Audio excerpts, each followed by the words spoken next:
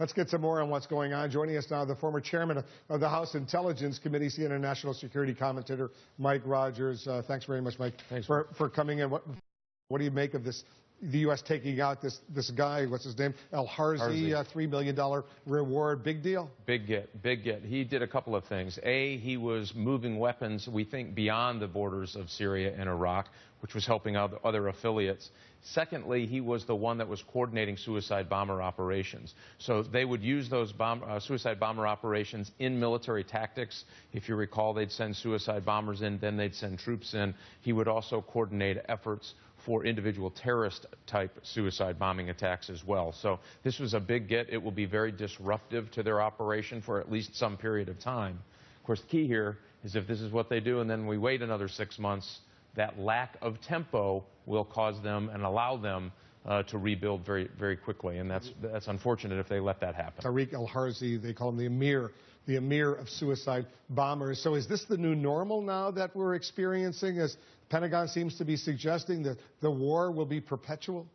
I think in the current condition, absolutely it will be that way. If we're not willing to do a disruptive event in Syria, in Iraq, and I mean a logistics package that includes medevac, special capability soldiers, then I will tell you that we're going to be at this for a very, very long time.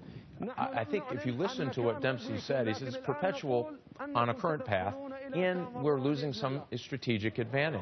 What he's saying is that that's self-inflicted to the United States. So when we kind of draw back from the world, we don't take aggressive steps against ISIS in Syria and Iraq, we don't push back hard enough on China or Russia's expansion, they're going to continue to push that envelope. I think if you listen to what he said, this is reversible, but we can expect to have a long, ugly, brutal war under the current conditions of which we're trying to fight it. Is this the highest threat level going into a July 4th holiday weekend since 9/11?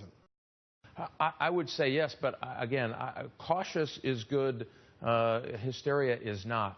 The indicators that they would look at, Wolf, on all of these levels.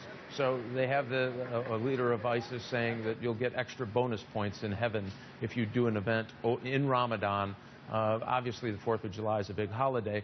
Then you saw early chatter saying we're going to have these broad events around the world. Then you saw the events around the world, both with the British tourists, you saw in Kuwait, you saw some activities in France and other places, you saw the arrest here in the United States. So their activities met the rhetoric. And so that's why I think they're being cautious. They're saying, look, got a lot of rhetoric saying bad things are going to happen. We see lots of communication between people we're concerned about. Let's raise the alert. But again, there's nothing specific. I would not alter your plans this holiday. I don't believe it's that serious. I do think it's serious enough that they're worried that someone will self-activate and try to do something. Because when you get these kinds of directives coming in from the Secretary of Homeland Security, the Director of the FBI, the head of counterterrorism at the NYPD, people obviously are going to get nervous, but I think you give good advice. Stand by. We have much more to discuss. We'll take a quick break. More with Mike Rogers, the former chairman of the Intelligence Committee, when we come back.